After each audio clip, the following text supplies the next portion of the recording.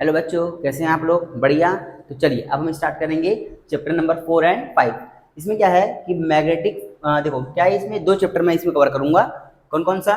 Magnetic and magnetic effect of current. तो magnetism भी रहेगा और मैग्नेटिक इफेक्ट ऑफ करंट भी रहेगा। तो वैसे तो कहने को फॉर्मूले बहुत सारे हैं, पर हम सारे फॉर्मूले को कवर नहीं करेंगे। हम उन्हीं फॉर्मूले को बेसिकली देखेंगे जिनसे क्वेश्चन जो है वो आएंगे या जिनसे आने के चांसेस थोड़ा ज़्यादा है। ठीक है, हमारे इसमें पहला क्वेश्चन, पहला जो फॉर्मूला होता है वो है magnetic force on moving charge in magnetic field. देखो होता क्या है कि जब हमारे पास कोई मैग्नेटिक फील्ड होता है, जैसा मान लो ये मैग्नेटिक फील्ड है, तो मैग्नेटिक फील्ड जब ऐसा जाता है ना यूनिफॉर्म, अगर हम इसमें एक पार्टिकल डाल दें, कौन सा पार्टिकल? चार्ज पार्टिकल, तो उस फील्ड में, इस फील्ड की वजह से क्या होता है कि उस चार्ज पार्टिकल पे एक फोर्स लगता है, और वो जो चार्ज पार्टिकल है वो फोर्स को फील करता है, और फोर्स फील करके वो एक सर्कल पाथ में जो है वो क्या करता है, घूमने लगता है। अच्छा, ये जो सर्कल पाथ है वो जरूरी नहीं कि हर बार सर्कल ही होगा, है ना? क्यों? क्योंकि वो डिपेंड करता है कि हम उसको किस एंगल से फेंक रहे हैं, यानी जो चार्ज पार्टिकल है उसको हमने मैग्नेटिक फील्ड में किस एंगल से एंटर करवाया है। ठीक है ना, याद रखना किस एंगल से एंटर करवाया है। एंगल अलग अलग रहेगा तो चार्ज पार्टिकल को जो पाथ है वो पाथ भी अलग रहेगा। ठीक है, तो चलिए हम बात करते हैं। अच्छा, इसके पाथ से ना क्वेश्चन आता है, बड़े क्वेश्चन आते हैं 4 नंबर 5 नंबर के। फिलहाल हमको क्या करना है, एक न्यूमेरिकल लिखना है। तो हम ये मानेंगे कि हमने कुछ ऐसा एंगल लिया है, 90 डिग्री मान के चलिए एंगल लिया है, जिससे क्या होगा कि जो उसका पाथ है ना वो क्या होगा, सर्कुलर होगा। तो F is equal to Q V B sine theta, ये उसकी फोर्स का फॉर्मूला है जिस फोर्स को वो फील करता है।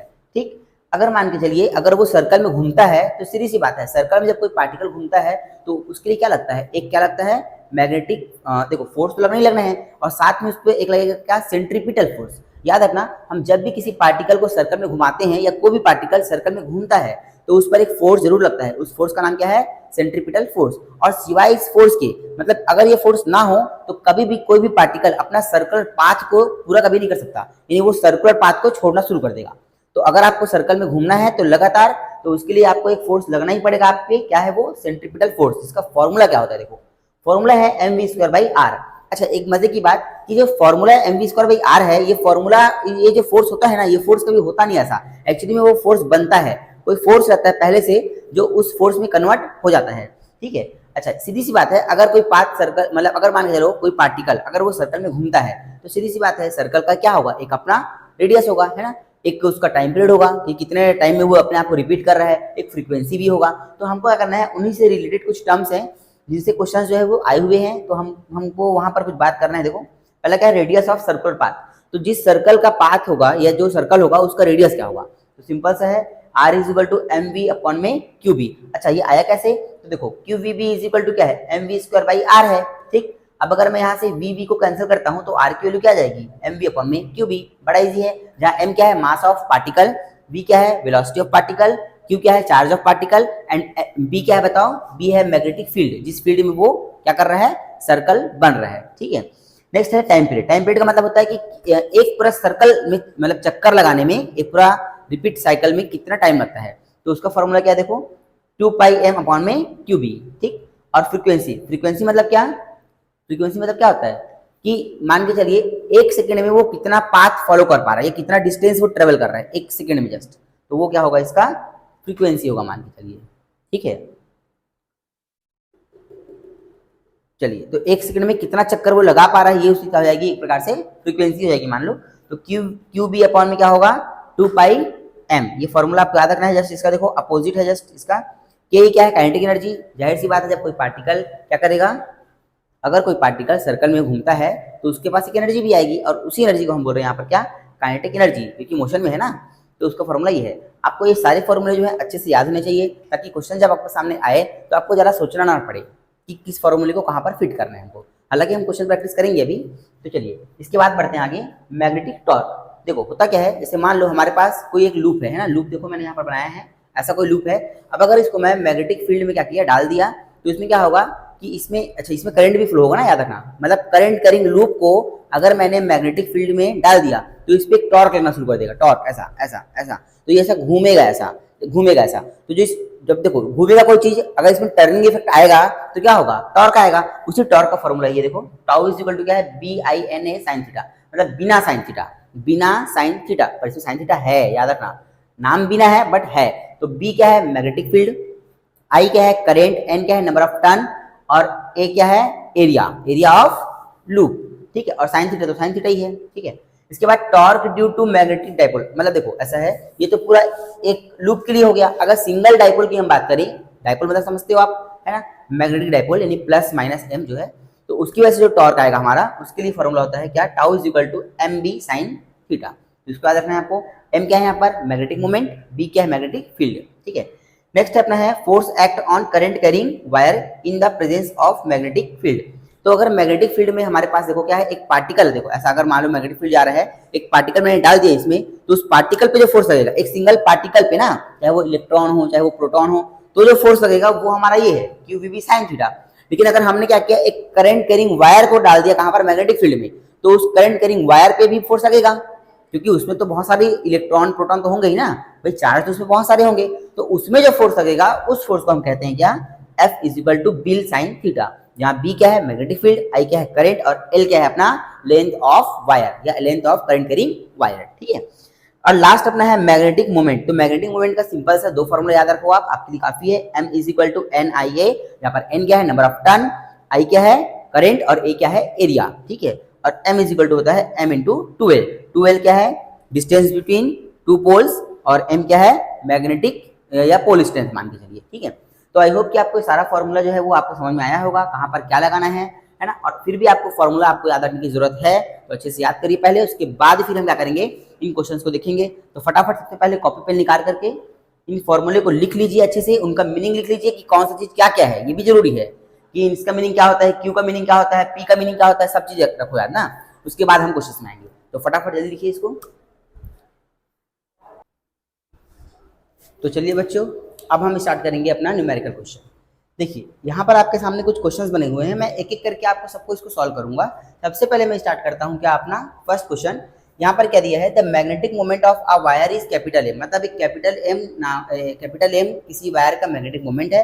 इसको हमने क्या किया है, दो एल शेप में इसको हमने क्या किया, डिवाइड कर दिया। एल शेप में डिवाइड कैसे किया, देखो ऐसा, ये एल शेप, लेकिन इसे कंडीशन है, कंडीशन ये है कि एल शेप में इक्वल पार्ट में डिवाइड नहीं किया, मतलब L/2 में डिवाइड किया। क्या किया, ऐसा एक पार्ट बड़ा है एक पार्ट छोटा है। ये जो लेंथ है आपने देख पा रहे हो डायग्राम में 2L/3 है जो कि बड़ा है, और जो L/3 है ये कैसा है, छोटा है। इस टाइप का डिवाइड किया। अब हमको क्या पूछ रहा है क्वेश्चन में कि इसका नया जो मैग्नेटिक मोमेंट होगा वो क्या होगा। तो ध्यान रखना, अगर इक्वल पार्ट में बांटेंगे तो ये क्वेश्चन डायरेक्ट हम बना सकते हैं, पर अनइक्वल पार्ट है तो इसे डायरेक्ट नहीं बनेगा। इसके लिए करना क्या पड़ेगा अपने को, मान लिया कि इसका जो बाद में, यानी कि ऐसा करने के बाद, पहले तो क्या है इसका मैग्नेटिक मोमेंट क्या था, कैपिटल एम था, है ना, जो कि M इंटू 12 था। लेकिन अब जो है आफ्टर जब इसको हमने एक शेप दे दिया, उसके बाद इसका जो मैग्नेटिक मोमेंट हो गया वो क्या हो गया अपना, वो हो गया M dash is equal to M into 2L dash. अब हमको L डैश ही बस निकालना है, L डैश निकाल लेंगे काम हो जाएगा। L डैश कैसे निकालेंगे, L डैश का मतलब ये लेंथ निकालना है, किसको हमने मोड़ दिया ना ऐसा, तो ये यहाँ मान लो M है, यहाँ पर भी M मान लो छोटा छोटा, तो ये L डैश निकालना है। L डैश कैसे निकलेगा बताओ, क्या है ये राइट एंगल ट्रायंगल है, तो क्या लगाएंगे, पाइथागोरस थ्योरम लगाएंगे। लगा लो भाई, आता है सबको, क्या होता है H is equal to P square plus B square, ठीक है। तो L square is equal to क्या होगा बताओ, इतने का स्क्वायर प्लस इसका स्क्वायर, और पूरे का क्या हो जाएगा, अंडर द रूट हो जाएगा। सॉल्व कर लिए इसको अपन, L स्क्वायर ये कर दिए। इसके बाद देखो यहाँ से क्या हुआ, जो कॉमन निकला उसको कॉमन निकाल दिए, L क्या निकल के बाहर आएगा, L स्क्वायर L निकल के बाहर आएगा, और 9 क्या आएगा, 3 बाहर निकलेगा, 3 बन के निकलेगा। अंदर क्या बचा, यहाँ पर क्या बचा 1, यहाँ पर क्या बचा 4, तो 4 और 1 5, तो रूट 5 हो गया। फाइनली L डैश की वैल्यू आपकी आ गई। अब क्या करेंगे, अब इस L डैश को हम रखेंगे इस L डैश की जगह में। देखो ये जो मैंने L डैश यहाँ लिखा है ना, देखो यहाँ पर ये जो मैंने L डैश यहाँ पर लिखा है, इस L डैश की जगह में हम क्या करेंगे, इस L डैश की वैल्यू को रख देंगे, पुट कर देंगे, है ना, हो गया। अब क्या पुट कर देंगे, तो ये रख दिया हमने। देखो यहाँ से M इंटू 2L क्या है अपना, कैपिटल M है, देखो पहले वाला वो तो पहले से तो कंपेयर करोगे इसको, तो पहले वाला हो गया ये, और क्या बचा है M√5/3, ये आपका आंसर आएगा। तो अगर हम मान लो इनको ऐसा डिवाइड करते हैं, मान लो इसी क्वेश्चन को मेरे से बोलता है, और मैं क्या करूंगा, अगर मेरे को बोले इक्वल पार्ट में, तो हम इसमें क्या करेंगे, डायरेक्ट M डैश निकालेंगे, डायरेक्ट L डैश का कोई रोल ही नहीं रहेगा ऐसे में। ये देखो यहाँ पर बनाया हूँ, ये क्या किया, देखो बराबर भागों में बांटा है इसको ना, L/2 में मान लो डिवाइड किया है बराबर भागों में। इस केस में क्या होगा, सीधा सीधा M/2 का स्क्वायर प्लस M/2 का स्क्वायर, M²/4 सॉल्व किया, ये अपना आंसर, ठीक। अच्छा मान लो ऐसे ही क्वेश्चन आ गया ई शेप में डिवाइड करने के लिए, तो ई शेप में डिवाइड करना है तो भी बड़ा इजी होता है। इसको दो हिस्सों में पहले डिवाइड कर दो आप लोग, ये देखो यही ऊपर का हिस्सा अलग कर दो और नीचे का हिस्सा अलग कर दो। देख पा रहे हो, ऊपर का सी शेप, नीचे का फिर से एल शेप, और सब बराबर हिस्सों में है ना, देखो बराबर है सब। तो ये दो मिलकर क्या बनेगा, M/5 मतलब 5 एंगल हैं या 5 इसके साइड हैं, इनको सबको हमने डिवाइड कर दिया 5 हिस्सों में ई में। तो हर एक का क्या होगा m/5 m/5 m/5, तो कुल मिला के कितने हो गए देखो 3m/5 ये और 2m/5 ये, इनको हमने लगा दिया कहाँ यहाँ पर पाइथागोरस लगा दिया, बस इजी है। देखो आगे m13√13/5, तो ये आपको आना चाहिए अच्छे से, ठीक है। तो चलिए आई होप कि आपको सारा चीज समझ में आया होगा। इसके बाद हम क्या करेंगे, अब हम नीचे क्वेश्चंस को बनाएंगे, ठीक है। फटाफट इसको नोट करिए फिर आगे बढ़ते हैं। चलिए तो चलिए बच्चों, अभी तक हमने क्या किया, इन तीनों क्वेश्चंस को कर लिए हैं। अब हम स्टार्ट करेंगे कौन सा क्वेश्चन, ये वाला सेकंड क्वेश्चन। देखो इसमें क्या है, बड़ा इजी क्वेश्चन है। क्वेश्चन पहले पढ़ो।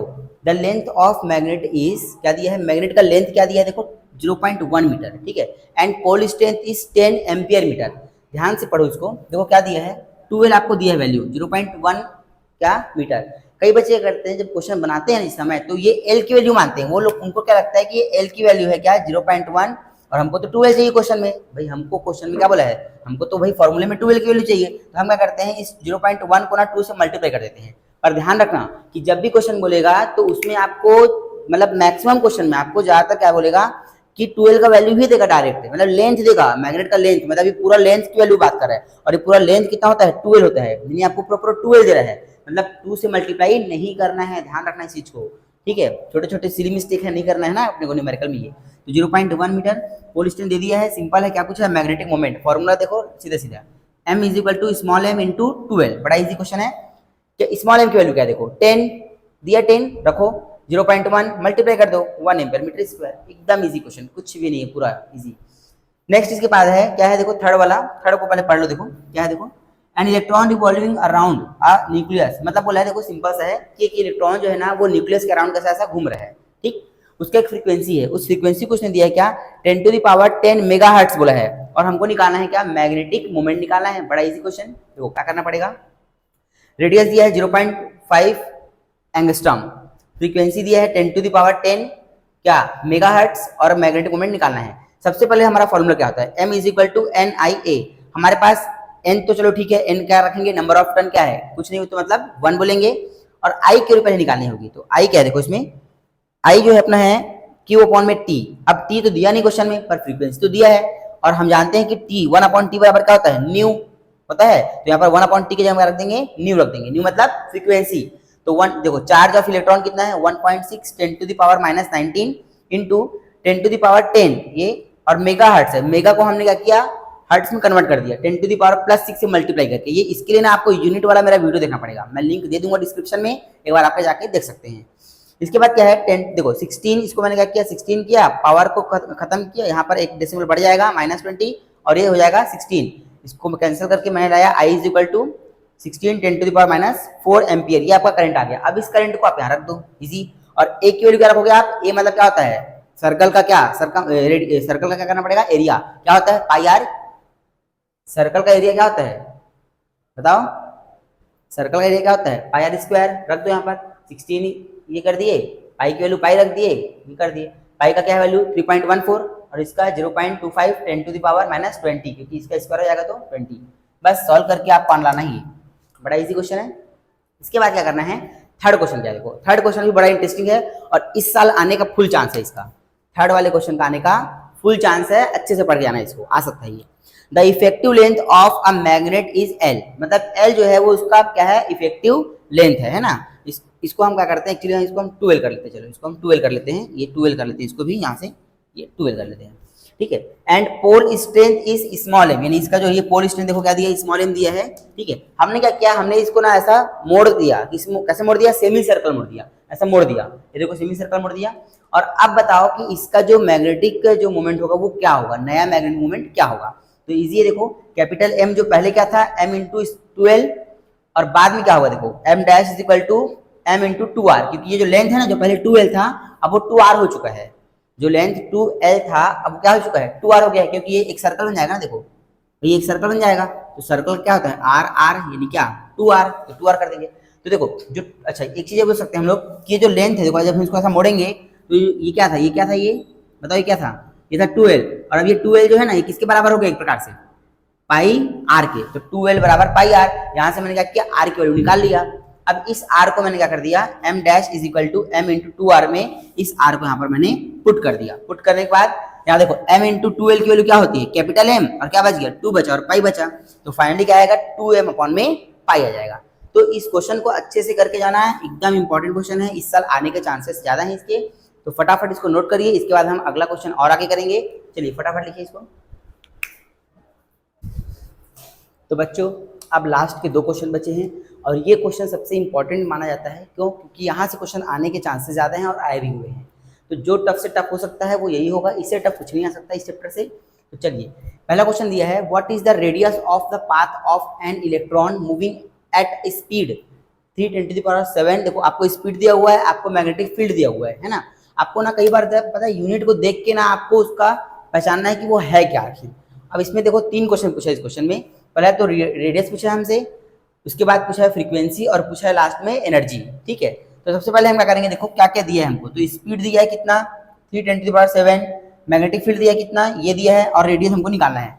सबसे पहले रेडियस का फॉर्मूला क्या अपना mv/qb। m मतलब मास ऑफ इलेक्ट्रॉन, क्योंकि देखो इस क्वेश्चन में ना कई बार ना मास ऑफ इलेक्ट्रॉन दिया होता है, चार्ज ऑफ इलेक्ट्रॉन दिया होता है, और कई बार तो अल्फा पार्टिकल के लिए आता है क्वेश्चन। तो आपको मास और चार्ज अल्फा पार्टिकल का, इलेक्ट्रॉन का और प्रोटॉन का अच्छे से याद होना चाहिए, ये तीनों चीजें अगर इस टाइप के क्वेश्चन आने हैं तो। ठीक है, तो अपन क्या किए पहले इसको लिख लिए। अच्छा, मास ऑफ प्रोटॉन, इलेक्ट्रॉन और अल्फा पार्टिकल और चार्ज इनका, ये आप अच्छे से याद रख लो, क्योंकि आपका जो न्यूक्लियर फिजिक्स जो आएगा ना और जो अपना एटम वाला है वहां भी इनके क्वेश्चंस बनेंगे। तो इसलिए ये 3 के तो कम से कम एटलीस्ट डेटा आप याद रख लीजिए। ठीक है, अब क्या होगा देखो mv/qb। अब यहाँ से m की वैल्यू रख दिया, v की वैल्यू रख दिया, q की वैल्यू रख दिया, b का वैल्यू रख दिया। इसको सॉल्व करिए अच्छे से, और सॉल्व करके अपना आया 26×10⁻²मीटर। अब हमने क्या किया, -2 मतलब क्या होता है सेंटीमीटर, तो हमने क्या किया इसको सेंटीमीटर में कन्वर्ट कर लिया, ये आ गया आपका सेंटीमीटर में। ठीक, अब क्या करेंगे इसको हम लोग, अब हम क्या करेंगे, अब यहाँ से ना ये आपका क्या आ गया r की वैल्यू आ गई यहाँ से। ठीक है, अब देखिए क्या है r आ गया। अब हम क्या निकालना है फ्रीक्वेंसी, अगला क्या है अपना फ्रीक्वेंसी। तो फ्रीक्वेंसी के लिए क्या करेंगे, न्यू इज क्या होता है qb/2πm, एक ये फॉर्मूला होता है, और एक फॉर्मूला क्या होता है new is equal to v/2πr। उनसे ही आता है वो फॉर्मूला, मतलब एक ही फॉर्मूला है दोनों। ठीक है, आप इसको अगर आपस में आप कैलकुलेट करेंगे ना तो ये फॉर्मूला यहाँ से ही आ जाता है, कोई दिक्कत की बात नहीं है इसमें। बस b की वैल्यू यहाँ पर रख दोगे तो आ जाएगा, है ना, कोई दिक्कत नहीं है। अब क्या होगा, इसको सॉल्व करिए आप। यहाँ से v की वैल्यू आपको दिया है, देखो 2π की वैल्यू 3.14 होता है ना, और ये r की वैल्यू आपने ये निकाला है यहाँ पर देखो। ठीक, मीटर में रखना, सेंटीमीटर में मत रखना, मीटर में, क्योंकि ऐसा यूनिट क्या है मीटर, यूनिट का ध्यान रखना है। ये आपका आ गया क्या 2×10⁶ हर्ट्ज, क्या है ये आपका फ्रीक्वेंसी। इसको हमने क्या किया मेगा हर्ट्ज में कन्वर्ट कर दिया, है ना। चलिए इसके बाद काइनेटिक एनर्जी, एक खास बात क्वेश्चन में बोला है, काइनेटिक एनर्जी जो है ना हमको निकालना है वो किलो इलेक्ट्रॉन वोल्ट में। इलेक्ट्रॉन वोल्ट, तो इलेक्ट्रॉन वोल्ट का मतलब याद रखना 1 जूल इज इक्वल टू क्या होता है 1.6 10⁻⁻19 इलेक्ट्रॉन वोल्ट होता है 1 जूल इज इक्वल टू। तो आपको याद रखना पड़ेगा। देखो के क्या होता है हाफ mv², काइनेटिक एनर्जी का फॉर्मूला क्लास 11 से पढ़ते आ रहे हो। हाफ मास क्या है 9.1 10⁻31, उसके बाद v क्या है देखो 3 10⁻7 का होल स्क्वायर। इसको सॉल्व किया हमने, यहाँ से अपना क्या आ गया 4 10⁻16 जूल। पर हमको जूल में नहीं पूछा है क्वेश्चन, क्या में लाना है हमको इलेक्ट्रॉन वोल्ट में लाना है। तो देखो 1 जूल में कितना होता है, इतना इलेक्ट्रॉन वोल्ट होता है, तो हमारे पास इतना जूल है तो कितना होगा x होगा, क्रॉस मल्टीप्लाई कर दिया, ये आ गया आपका x की वैल्यू, यानी ये आ गया काइनेटिक एनर्जी की वैल्यू, किसमें किलो इलेक्ट्रॉन वोल्ट में आ गया आपका ये। ठीक, डन।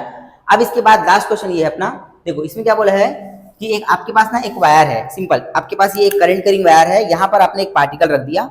अब इस करंट कैरिंग वायर की वजह से इस पार्टिकल पे क्या लगेगा, एक फोर्स लगेगा। भाई इस करंट कैरिंग वायर की वजह से क्या होगा, इसके आसपास में क्या आएगा मैग्नेटिक फील्ड आएगा ना, और उस मैग्नेटिक फील्ड की वजह से इस पार्टिकल पे क्या लगेगा फोर्स लगेगा। तो वही फोर्स आपको निकालना है, क्योंकि मैग्नेटिक फील्ड में जब कोई पार्टिकल जाता है उस पर फोर्स लगता है, और मैग्नेटिक फील्ड कैसे आता है करंट कैरिंग वायर की वजह से भी आ सकता है। तो यही बात है यहाँ पर। तो देखो क्या किया हमने यहाँ पर, सबसे पहले तो हमको क्या लगाना है यहाँ पर force is equal to QVB sin theta, क्योंकि पार्टिकल के लिए है। अगर वायर की वजह से होता पूरा पूरा क्या लगाते हैं अपन बिल sin थीटा लगाते हैं ना, यहाँ पर पार्टिकल का है तो B। पहले तो देखो हमारे पास Q है क्वेश्चन में, V है पर B नहीं है, तो पहले B का जुगाड़ करेंगे। क्या होता है इसलिए बताओ, करंट कैरिंग वायर की वजह से जो B की वैल्यू क्या होती है, क्या होती है देखो μ0.4π I/a sin φ1 प्लस sin φ2। ये डेरिवेशन भी आता है एग्जाम में ना, इंपॉर्टेंट है इसका डेरिवेशन, और यहाँ से न्यूमेरिकल भी आया देखो। तो φ1 और φ2 की वैल्यू मैंने क्या लिया यहाँ पर 90 डिग्री लिया है, ठीक है, क्योंकि वो उसके परपेंडिकुलर रहेगा। अब देखो B इज इक्वल टू क्या आ गया φ1 φ2 90 मतलब 1 और 1, तो यानी कि 2I/a। यहाँ से सॉल्व किया इसको, ये पूरा वैल्यू रखा, I की वैल्यू इतना है 2 तो 2 ही है, और A की वैल्यू डिस्टेंस जो कि कितने सेंटीमीटर में है, तो सेंटीमीटर को क्या में कन्वर्ट किया मैंने मीटर में कन्वर्ट किया। मीटर में कन्वर्ट कर दिया। इसके बाद क्या होगा कि बी की जो वैल्यू आएगी वो अपना ये आ गया, बी का कितना है 10⁻⁵ टेस्ला आया। ठीक है, अब क्या करेंगे, बी आ गया, बी का ही मामला अटक रहा था, बी तो आ गया। अब लग दो सीधा सीधा F is equal to Q V B. तो क्यू की वैल्यू क्या है अपने पास, देखो यहाँ से, ये देखो क्यू क्या होगा, चार्ज ऑफ इलेक्ट्रॉन, तो 1.6 10⁻⁹ कूलम रख दिया। वी का वैल्यू क्या दिया है 10⁻⁶ मीटर पर सेकेंड दिया है, उसको भी रख दो। और देखो अपना आ गया बी का वैल्यू रख दिए, इसको सॉल्व किए तो आया 1.6 10⁻18 न्यूटन। तो आई होप कि आपको ये सारा वीडियो जो है वो समझ में आया होगा और यहाँ से क्वेश्चंस आएंगे। इस चैप्टर से जितने आ सकते थे, जितने आने के चांसेस है वो यही है, इसके अलावा कुछ भी नहीं पढ़ना आपको एक्स्ट्रा फॉर न्यूमेरिकल के लिए। याद रखना मैं न्यूमेरिकल की बात कर रहा हूँ। अगर आपको वीडियो समझ में आता है तो लाइक करें, सब्सक्राइब करें और बेल आइकन को प्रेस कर दें, ताकि मेरे आगे के जो वीडियो हैं, है ना, जो मैं और आगे डालने वाला हूँ वीडियो, वो सारे वीडियो आप तक पहुँचे टाइम से टाइम और आप उसको अच्छे से उसका जो स्टडी है वो आप कर सकें। तब तक पढ़ाई करते रहिए, पढ़ाई करना जरूरी है, सामने एग्जाम है तो कंटिन्यू करते रहिए। ठीक है, ऑल द बेस्ट।